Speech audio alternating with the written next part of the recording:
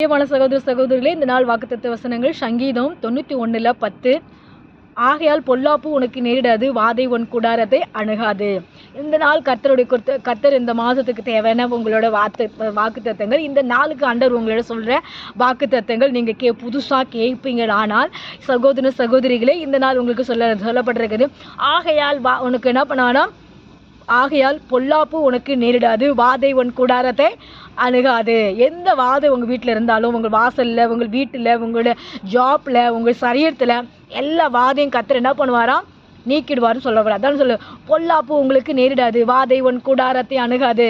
ஆண்டவரே, எங்களுக்கு பொல்லாப்பு எங்கள் வாழ்க்கையில் வரக்கூடாது, வாதை எங்களுக்கு கூடாரத்துக்குள்ளே வரக்கூடாது. கூடாரம்னா என்ன தெரியுமா? வீடு. கூடாரம்னா என்ன? ஒரு இடம். கர்த்தர் என்ன சொல்கிறாரு, உங்களோட வீட்டில் கர்த்தர் என்னால் என்ன பண்ணுறாராம், வந்து வாதையை நீங்களாக்குறாங்க. என்ன வாதைன்னு சொல்லி பார்த்தா அநேக விதமான வாதைகள் இருக்குது.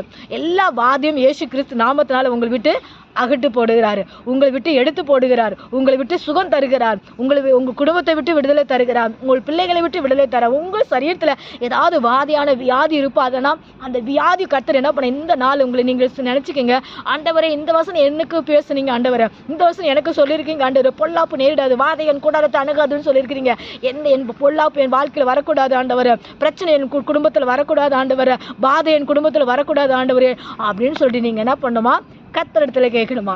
அப்படி ஆண்டவர் இடத்துல கேட்கும்போது உங்களுக்கு என்ன பண்ணுறார், ஆண்டவர் விடுதலை தருகிறார், அற்புதங்களை செய்கிறார், அதிசயங்களை செய்கிறார், நன்மைகளை செய்கிறார். அப்படி விசுவாசத்தில் நீங்கள் என்ன பண்ணணும், இயேசு கிறிஸ்துவின் இடத்துல வரணும்.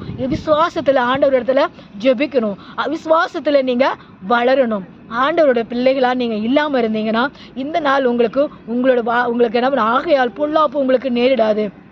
அநேக பொல்லாப்பு வருதா, அநேக பிரச்சனைகள் வருதா, அநேக கஷ்டங்கள் வருதா, அண்ட் உங்களை என்ன பண்ணுறாரு, இருந்தாலும் பொல்லாப்பு உங்களுக்கு நேடாது, வாதை உன் கூடாரத்தை அணுகாதுன்னு சொல்லியிருக்கீங்க.